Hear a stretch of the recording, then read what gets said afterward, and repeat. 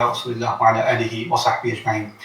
آج ایک بڑی عظیم دعا کے بارے میں بات ہوگی جو شاید آپ میں سے کئی لوگوں کو یاد ہوگی۔ ربنا آتنا فی الدنیا حسنہ وفی الآخرۃ حسنہ وقنا عذاب النار۔ اس دعا کے بارے میں پہلی چیز جو جاننے کی ضرورت ہے وہ یہ ہے کہ یہ دعا اللہ تعالیٰ نے اس کا ذکر حج کے موقع پر کیا ہے، اور حج کے ایک خاص موقع پر اللہ تعالیٰ نے اس دعا کے بارے میں ہمیں کچھ سکھایا ہے۔ آپ کو معلوم ہوگا جن لوگوں نے آپ میں سے عمرہ کیا ہوا ہے، حج کیا ہوا ہے، آپ طواف کرتے ہیں تو ایک خاص مقام سے گزرتے ہوئے آپ کہتے ہیں ربنا آتنا فی الدنیا حسنہ وفی الآخرۃ حسنہ وقنا عذاب النار۔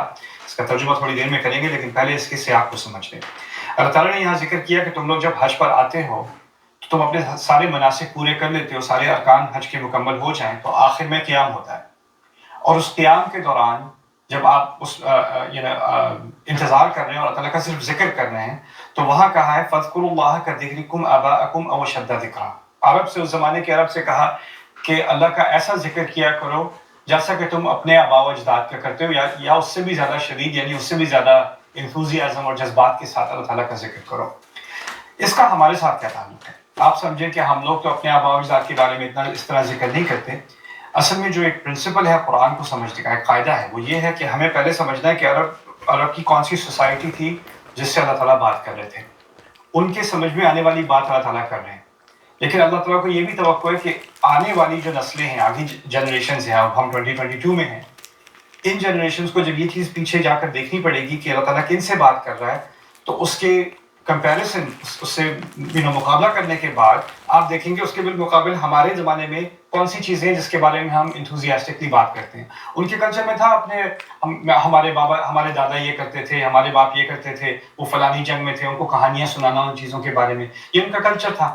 ہمارے کلچر میں کیا ہو سکتا ہے؟ کسی کو سپورٹس کا شوق ہے، کسی کو ایکسرسائز وغیرہ کا شوق ہے، کسی کو گاڑیوں کا شوق ہے، کسی کو فلموں کا ڈراموں کا شوق ہے، کسی کو یعنی جو چیزیں آپ کو یا کسی کو دوسروں کے بارے میں گپے مارنے کا شوق ہے، غیبت کرنے کا شوق ہے، جو چیزیں ہوتی ہیں لوگوں کو انٹرسٹ کرتی ہیں، جس کے بارے میں وہ بار بار بات کرتے ہیں، فیشن کے بارے میں بات کرتے ہیں، ٹیکنالوجی کے بارے میں بات کرتے ہیں، ایسی باتیں جب آپ بیٹھے ہوتے ہیں، آپ کے پاس فری ٹائم ہوتا ہے، تو کون سی باتیں آپ کو کرنے میں مزہ آتا ہے، کون سی باتیں آپ کو دلچسپ لگتی ہیں، یہ بات ان سے کہی جا رہی ہے، اور اسی بائی ایکسٹینشن ہم سے کہی جا رہی ہے کہ حج کے آخر میں، کیونکہ ٹائم بہت ہوتا ہے اور صرف ذکر کرنا ہوتا ہے، نمازیں نہیں ہوتی، تو اس وقت اللہ تعالیٰ کا خوب ذکر کرو، اور اتنے جذبات سے کرو، اتنی انرجی کے ساتھ کرو جیسے تم عام چیزوں کے بارے میں اتنے دل لگا کے تم بات کرتے ہو، بڑی دلچسپ باتیں ہوتی ہیں، تمہارا اس میں بہت دل لگتا ہے۔ پھر کہا فَمِنَ النَّاسِ مَن يَقُولُ رَبَّنَا آتِنَا فِي الدُّنْيَا وَمَا لَهُ فِي الْآخِرَةِ مِنْ خَلَاقٍ۔ بڑی ڈرانے والی آیت ہے یہ، اسی آیت کا حصہ ہے۔ اچھا، پہلے تو یہ اللہ تعالیٰ کا ذکر کرو، اس کے بعد کہا اور لوگوں میں سے ایسے بھی ہیں جو کہتے ہیں کہ ہمارے رب ہمیں اس دنیا میں دے اور ان کا آخرت میں کوئی حصہ نہیں ہوگا، کوئی چھوٹے سے چھوٹا بھی حصہ نہیں ہوگا۔ خلاق کہتے ہیں اقل ما یکون، یعنی چھوٹے سے چھوٹا حصہ جو ہو اس کو خلاق کہا جاتا ہے عربی میں۔ اللہ تعالیٰ یہاں کہہ رہے ہیں کہ جن لوگوں نے کہا کہ میرے رب مجھے دنیا میں دے دے، اور یہی کہتے ہیں ربنا آتنا فی الدنیا وما له فی الآخرۃ من خلاق، پھر ان کو آخرت میں کوئی خلاق نہیں ملے گا۔ یہاں حسنہ کا لفظ استعمال ابھی نہیں ہوا، تو اس کو بھی سمجھنے کی ابھی ضرورت ہے۔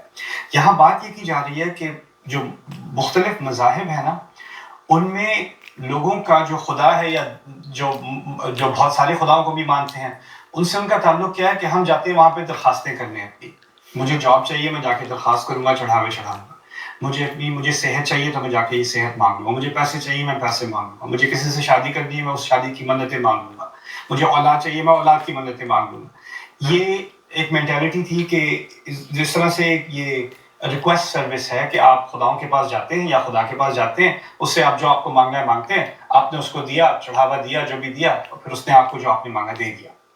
اسی طرح کی ذہنیت ہے کہ ہم جائیں گے حج پہ، ویسے تو ہم نے گپے مارنی ہیں، جن چیزوں کی ہمیں اصل میں جو چیزیں ہمیں دل کو اچھی لگتی ہیں وہی چیزیں ہم ان کے بارے میں بات کریں گے۔ اچھا، گاڑیوں کے بارے میں بات ہو رہی ہے، گاڑیوں کے بارے میں بات کرنے کے بعد یا اللہ ایک فراری دلا دے یقول ربنا آتنا فی الدنیا، یعنی اگر دل میں کوئی بات بھی آئی پوچھنے کی، اتنا سارا وقت دنیا کو چھوڑ کے، احرام باندھ کے، ایسے کپڑے پہن کے جس میں ہمیں دفنایا جائے گا، ایسی ریہرسل کر کے جہاں ہمیں آخرت یاد آنی چاہیے، کیونکہ وہ قیامت کی ریہرسل ہے، اصل میں ساری انسانیت اللہ تعالیٰ کے سامنے کھڑی ہے، اور ہم لوگ کہہ رہے ہیں لبیک اللہم لبیک۔ دنیا کو پیچھے چھوڑ کے کسی کا سٹیٹس نظر نہیں آ رہا، کوئی آپ کے ساتھ ملینئر کھڑا ہے، کوئی ٹیکسی ڈرائیور کھڑا ہے، کوئی کوڑا صاف کرنے والا کھڑا ہے، آپ کو نہیں پتا کون کون ہے، سب انسان ہیں اس وقت، برابر ہیں، کسی نے کوئی ایسا لباس نہیں پہنا، کسی کی وضع قدر سے پتہ نہیں چل رہا کہ وہ کس مقام پر ہے، اس کے پاس پی ایچ ڈی ہے یا وہ اسکول سے بھی بھاگ گیا تھا، آپ کو نہیں معلوم۔ وہاں پر جانے کے بعد، دنیا چھوڑنے کے بعد، اگر اس ساری ایکسرسائز کے آخر میں آپ کے دماغ میں ابھی بھی صرف یہی آ رہا ہے کہ مجھے گاڑی کون سی چاہیے، اور آپ کو ابھی بھی یہی فکر ہے کہ دنیا میں کوئی مسئلہ میرا حل ہو جائے یا مجھے کوئی اپنی خواہش مل جائے، تو ایسے لوگوں کے بارے میں اللہ تعالیٰ نے یہ بات کہی ہے کہ ایسے لوگوں کے لیے آخرت میں کچھ بھی نہیں ہوگا، کیونکہ انہیں دنیا کے علاوہ کچھ چاہیے ہی نہیں۔ وہ تو چاہتے ہی دنیا والے ہیں، تو انہیں جو چاہیے وہی ملے گا، آخرت تو انہوں نے مانگی نہیں۔ لیکن یہاں پر حسنہ کا لفظ استعمال نہیں ہوا۔ پھر اس سے اب انسان ڈر بھی جاتا ہے کہ اگر میں حج پہ جاؤں تو کیا میں اولاد کی دعا نہ کروں، میں جاب کی دعا نہ کروں، میں کاروبار کی دعا نہ کروں، میں صحت کی دعا نہ کروں، میں اپنے والدین کی عافیت کے لیے دعا نہ کروں، گھر میں کوئی کانفلکٹ ہو رہا ہے، کوئی ڈرامہ ہو رہا ہے، کوئی مسئلہ چڑھ گیا ہے، اس کے بارے میں دعا نہ کروں کہ اللہ وہ حل کر دے۔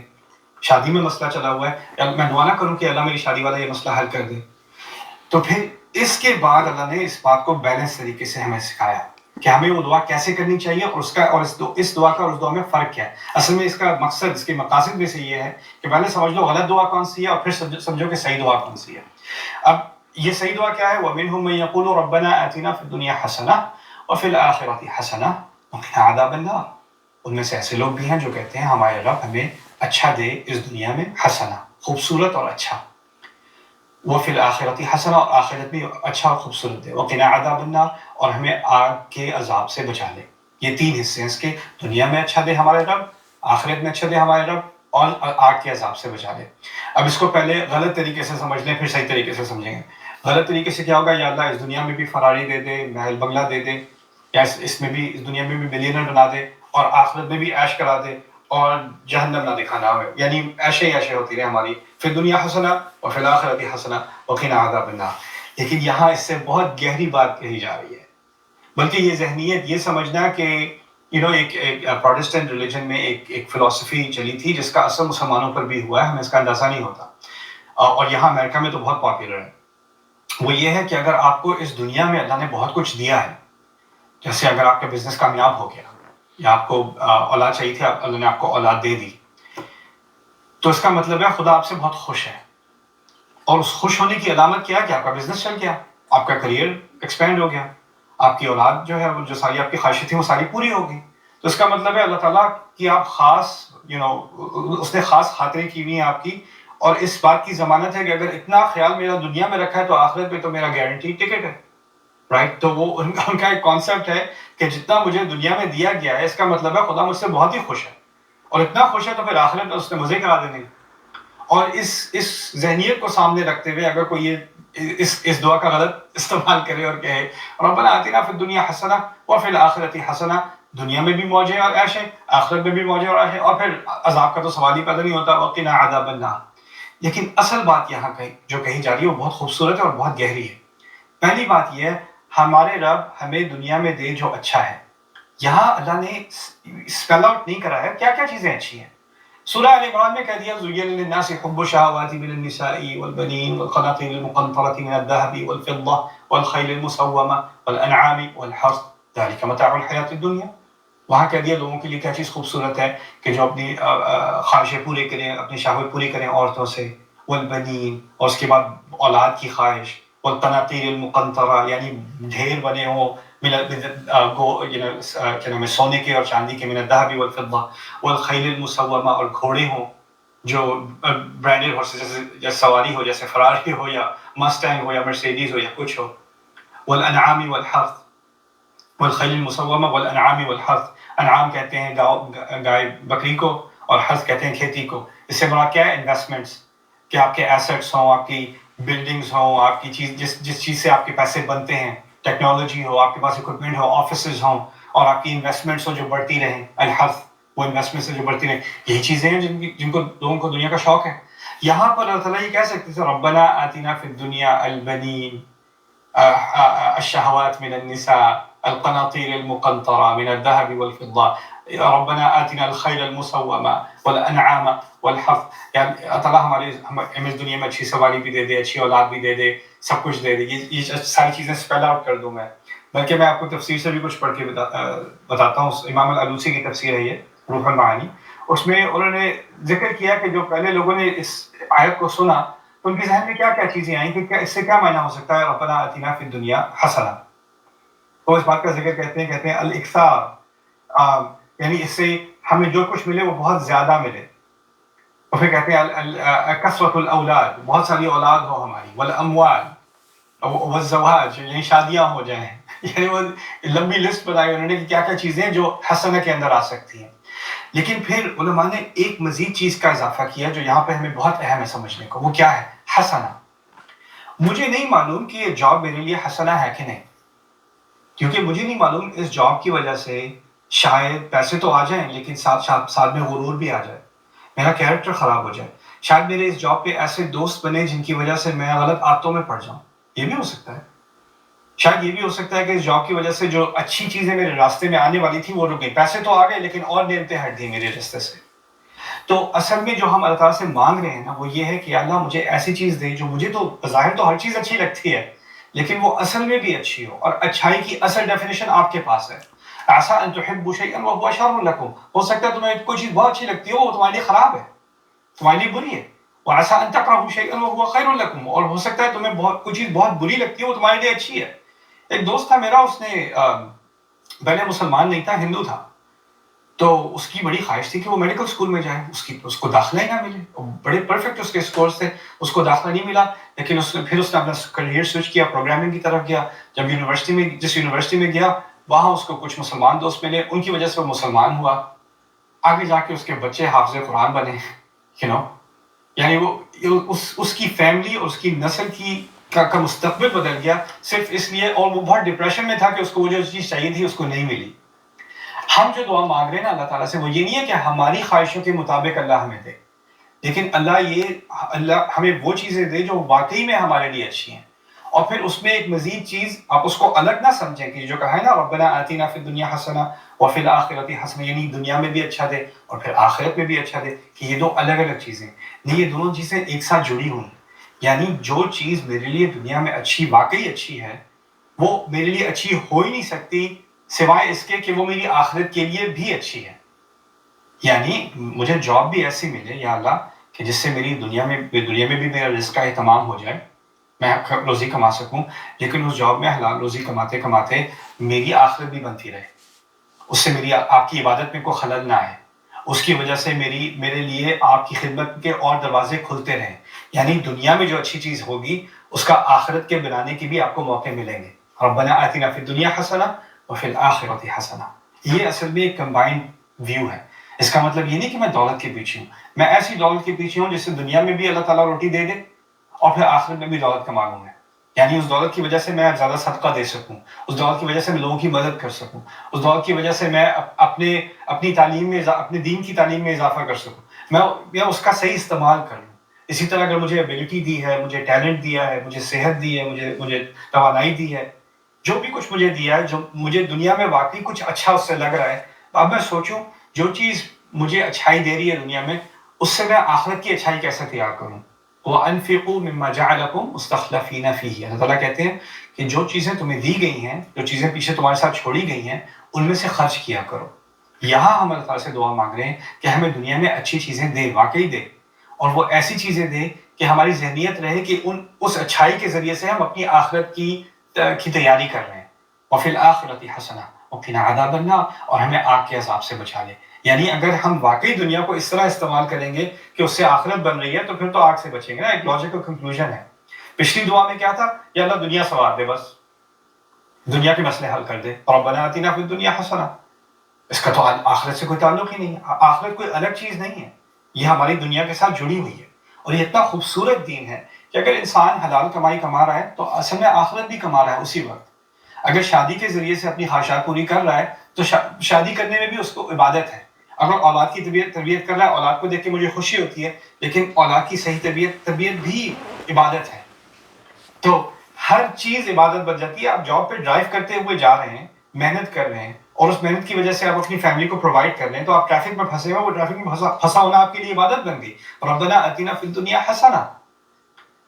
تو آپ نے جو چیزیں استعمال کی ہیں اچھے جائز اللہ تعالیٰ کے حلال دائرے کے اندر حرام سے دور رہتے ہوئے، وہ تمام چیزیں عبادت بن جاتی ہیں. البسمۃ فی وجہ اخیک صدقہ. رسول صلی اللہ علیہ وسلم کیوں کہتے ہیں کہ اگر آپ کسی کو اپنے بھائی کو دیکھیں اور مسکرائیں تو وہ بھی صدقہ ہے. یہ کیسا صدقہ ہے؟ اس میں نے کیا خرچ کیا ہے؟ لیکن آپ کسی کو دوست سے مل کے آپ کو خوشی ہوتی ہے، لیکن آپ اچھائی اور خوشی پھیلا رہے ہیں، وہ بھی دنیا میں حسنہ اور آخرت میں بھی حسنہ. کتنا پیارا دین ہے ہمارا.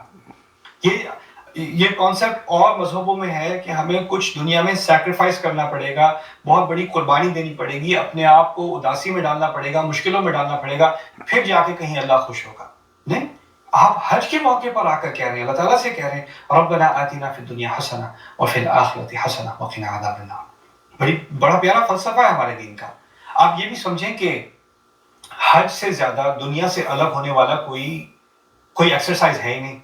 آپ اتنا پیسہ خرچ کر رہے ہو، آپ ایسی جگہ پر جا رہے ہو جس کا موسم دنیا میں سب سے خراب موسموں میں شمار ہو، اس کا کلائمیٹ اتنا خراب ہے، وہاں پر آپ نے اپنے آپ کو اتنی مشکلوں میں ڈالنا ہے، اپنے آپ کو اتنے رسک میں ڈالنا ہے، رائٹ؟ اور دنیا کی تمام آرائشیں آپ پیچھے چھوڑ گئے ہو، اور وہاں جا کر اللہ نے کیا کہا لیس علیکم جناح ان تبتغوا فضلا من ربکم. اگر وہاں جا کر تم نے کچھ بزنس بھی کرنا ہے، کچھ چیزیں تجارت بھی کرنی ہے، تو اس میں کوئی حرج نہیں ہے. یعنی اللہ تعالیٰ نے اتنی ایک عظیم ایکسرسائز ہے جس کا تعلق دنیا کو چھوڑنے سے ہے، اس میں بھی کہا اس میں بھی اگر دنیا کا کچھ فائدہ کرنا چاہتے ہو صحیح نیت کے ساتھ تو اس میں کوئی حرج نہیں ہے. وہاں جا کر تو مجھے تو یہ خیال آیا کہ اگر ہم طواف کر رہے ہیں اپنے احرام میں، اپنے کفن میں طواف کر رہے ہیں، وہاں جا کے ہمیں کہنا چاہیے ربنا آتنا فی الآخرۃ حسنہ، ہماری آخرت سوال دے بس، باقی کچھ نہیں چاہیے مجھے. نہیں، میرے رب نے مجھے کہا مانگو ربنا آتنا فی الدنیا حسنہ وفی الآخرۃ حسنہ وقنا عذاب النار. یہ بیلنس ہے دین اور دنیا کا ہمارے دین میں، کہ اللہ تعالیٰ کی ہدایت میں، اور اس بیلنس کو ہمیں کبھی بھی نہیں بھولنا چاہیے. نہ ہمیں پوری طرح دنیا والا بن جانا ہے، نہ ہمیں صرف آخرت کی فکر کرنی ہے اور دنیا کو بھلا دینا ہے. ہمارے نبی صلی اللہ علیہ وسلم نے فرمایا ہے وَإِنَّ لِجَسَدِكَ عَلَيْكَ حَقًّا، یہاں تک کہ تمہارے جسم پر بھی تمہارا حق ہے. وَلَا تَنْسَ نَصِيبَكَ مِنَ الدُّنْيَا، قرآن میں آ گیا کہ تمہارا دنیا میں سے اپنا حصہ مت بھولا کرو، دنیا میں بھی تمہارا حصہ ہے. وَأَحْسِن كَمَا أَحْسَنَ اللَّهُ إِلَيْكَ، اور بہترین کرو جیسے اللہ تعالیٰ نے تمہارے ساتھ بہترین کیا ہے. اللہ تعالیٰ نے ہمیں دنیا میں سزا کے طور پہ نہیں ڈالا، کہا ہے هُوَ الَّذِي خَلَقَ لَكُم مَا فِي الْأَرْضِ جَمِيعًا، تمہارے لیے ہی بنایا ہے جو کچھ بنایا ہے زمین میں پورا جمیعاً. یعنی ہم دنیا والے نہیں ہیں اور صرف آخرت والے نہیں ہیں، ہم ایسے دنیا والے ہیں کہ اپنی دنیا کے ذریعے ہم آخرت کو بناتے ہیں. اس لیے تعالیٰ نے فرمایا وَالَّذِي جَعَلَكُمْ فِي الْأَرْضِ وَاسْتَعْمَرَكُمْ فِيهَا، اس نے تمہیں دنیا میں ڈالا اور تمہیں دنیا میں تعمیر کرنے کی، ڈیولپمنٹ بنانے کی خواہش کی تم سے، کہ تم سے توقع ہے کہ تم دنیا کو بہتر سے بہتر بناؤ گے. یہ تو قرآن نے کہہ دیا. تو یہ ایک عظیم دعا ہے ربنا آتنا فی الدنیا حسنہ وفی الآخرۃ حسنہ وقنا عذاب النار. میری دعا ہے کہ ہمیں اس دعا کو صحیح معنی میں کرنے کی توفیق ملے، اور ہماری یہ دعا اللہ تعالیٰ ضرور قبول کرے. بارک اللہ لی ولکم فی القرآن الحکیم ونفعنی وإیاکم بالآیات والذکر الحکیم.